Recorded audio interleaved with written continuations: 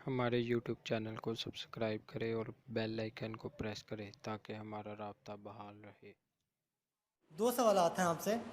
ایک تو یہ کہ تمام فرقے اور جو گروہ ہیں اسلام کے اندر، جو ہمارا اسلام ہے اس کے اندر جتنے بھی گروہ ہیں، اہل حدیث ہو گئے، دیوبندی یا جو بھی ہوتے ہیں، حنفی اور مالکی جتنے بھی ہیں، ان کی تعلیمات اور ماخذ جو ہے وہ ایک ہی ہے، قرآن اور حدیث سے یہ اخذ کرتے ہیں۔ اختلاف یہ کہاں پہ کرتے ہیں پھر؟ اختلافی نقطہ جس کی وجہ سے یہ ایک دوسرے کے سے بہت دور ہو گئے ہیں، وہ پوائنٹس کیا ہیں؟ اور سوال میرا دوسرا یہ ہے کہ اسلامی فتوحات جو ہیں کیا وہ جہاد کا حصہ ہوتی ہیں؟ جہاد کا حصہ ہوتی ہیں اسلامی فتوحات جو ہیں، کیا وہ جہاد کا حصہ ہیں؟ اسلامی فتوحات، جی پہلی بات تو یہ ہے کہ یہ جو آپ نے گروہ گنوائے ہیں یہ مسلک ہیں، حنفی، مالکی، شافعی، حنبلی، سلفی۔ اصل خرابی ان میں جو تلخی ہے اور ایک دوسرے کو برداشت نہ کرنا، ایک دوسرے کو لیے تکفیر کے فتوے دینا، یہ خرابی ہے۔ مسلکوں کے اختلاف میں کوئی خرابی نہیں ہے، اور یہ مسلکوں کا اختلاف بالکل سمجھ میں آ جاتا ہے کہ قرآن سے اور حدیث سے، سنت سے استنباط کرتے ہوئے ایک شخص ایک رائے نکالتا ہے، ایک شخص اسی سے دوسری رائے نکالتا ہے، اور یہ دونوں رائے ہوتی ہیں مبنی پر خلوص اور اخلاص۔ مثلا میں آپ کو ایک واقعہ سناتا ہوں۔ ہمارے ایک بزرگ تھے ڈاکٹر عثمانی مرحوم، ان کے نام سے وہ ایک جماعت بھی حزب اللہ موجود ہے، وہ ایک علیحدہ مسئلہ ہے۔ انہوں نے ایک دفعہ درس دیا اور اس میں نماز باجماعت کے التزام اور پابندی کے لیے زور دینے کے لیے انہوں نے وہ واقعہ بیان کیا کہ حضور صلی اللہ علیہ وسلم جب مرض وفات میں مبتلا تھے تو ظاہر بات ہے کہ چند نمازوں میں وہ مسجد نبوی میں نہیں آ سکے اپنی بیماری کی وجہ سے۔ جیسے ہی ذرا طبیعت بہتر ہوئی تو آپ آئے، اور آپ نے اس وقت سہارا لیا ہوا تھا حضرت عباس رضی اللہ تعالیٰ عنہ اور حضرت علی رضی اللہ تعالیٰ عنہ، ان دونوں کے سہارے سے آپ مسجد کے اندر آئے۔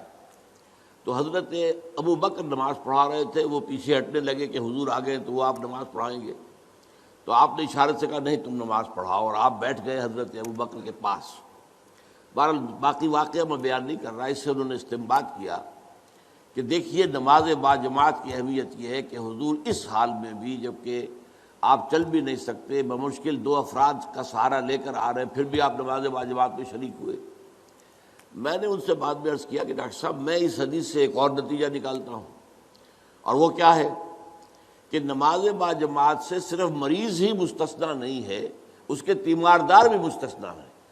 حضرت عباس اور حضرت علی جو ہے وہ گھر کے اندر موجود تھے، مسجد میں تو نہیں آئے، وہ بیمار نہیں تھے، لیکن چونکہ وہ بھی حضور کے تیماردار تھے، حضور کی دیکھ بھال کر رہے تھے، تو گویا کہ ان کے لیے بھی اس وقت نماز باجماعت میں شریک ہونا لازم نہیں تھا۔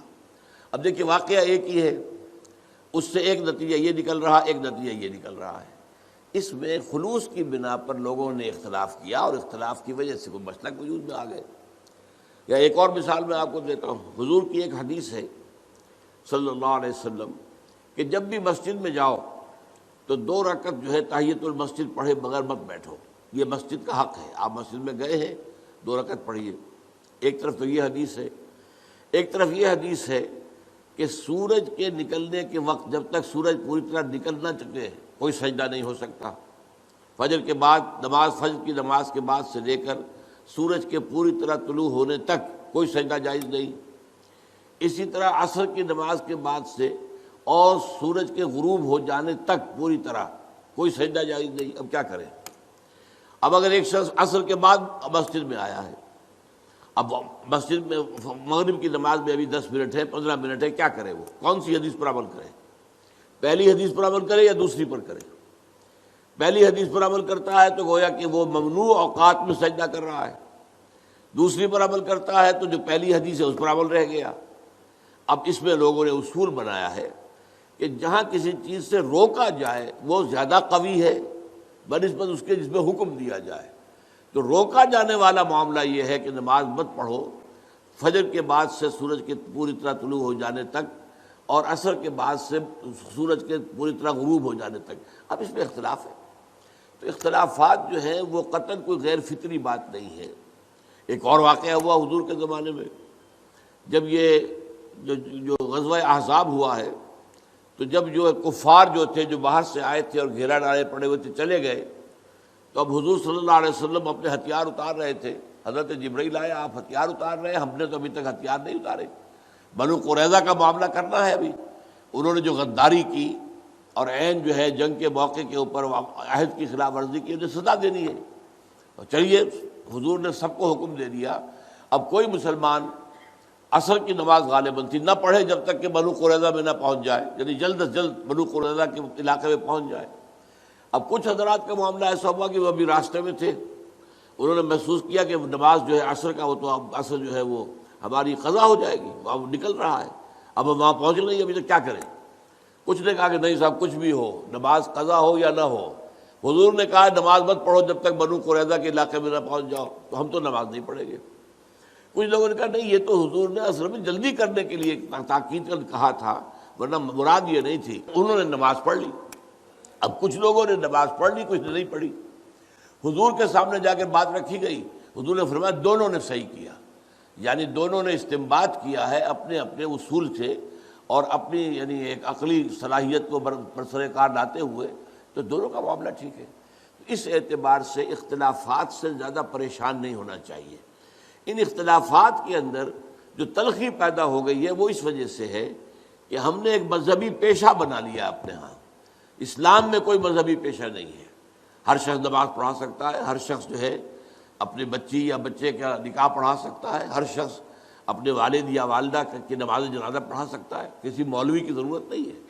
لیکن ہم چونکہ پڑھتے نہیں، دین ہم نے سیکھا نہیں، ہم نے دنیاوی علوم حاصل کیے ہیں، تو ہم نے ایک پیشہ بنا لیا. وہ پیشہ جو ہے، اور پیشے کے اندر ظاہر بات ہے کہ پھر آپ کو معلوم ہے کہ وہ تلخیاں پیدا ہو جاتی ہیں، جس کو آپ کہتے ہیں پروفیشنل جیلسیز.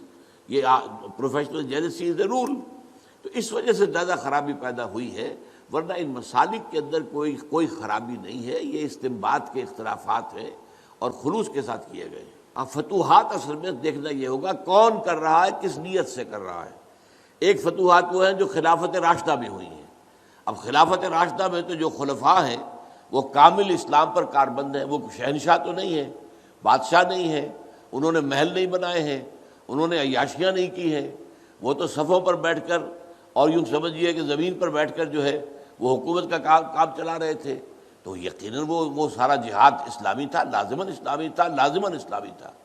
بعد میں وہ دور بھی آیا ہے، ایک بادشاہ ہے بھی شرابی اور زانی اور ہے بھی بہت ظالم، کوئی اسلام کے اوپر عمل بھی نہیں ہے مسلمان. وہ کسی ملک کو فتح کرنے کے لیے فوج کشی کرتا ہے، تو ظاہر بات ہے اس کا معاملہ جہاد فی سبیل اللہ کا نہیں ہے.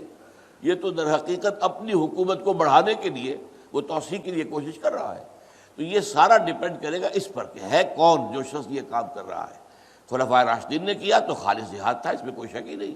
اس سے زیادہ پاک اور اس سے زیادہ صاف اور پیور اور جہاد فی سبیل اللہ کون سا ہوگا. لیکن یہ کہ بعد کے حالات جو ہے جو بہت خراب ہوئے، درمیان میں کچھ درمیانی حالات بھی ہیں، نسبتاً بہتر لوگ بھی تھے، انہوں نے بھی فتوحات کی ہیں. اب ان کا حکم بھی اب آپ چھوڑیے اللہ پر، ان کے جو نیتیں ہیں، اللہ تعالیٰ نیتوں کا جاننے والا ہے. تو بہرحال یہ میں نے دو انتہاؤں کا آپ کے سامنے ذکر کر دیا کہ ایک خلافت راشدہ کے دور میں فتوحات ہو رہی ہیں اور ایک بعد میں بہت دور میں جبکہ بادشاہت اور ملوکیت اور اس کی ساری گندگیاں آ چکی اور محل بن چکے، عیاشیاں شروع ہو چکی. ایک اس زمانے میں ہو رہا ہے، تو ان دونوں کا حکم مختلف ہوگا.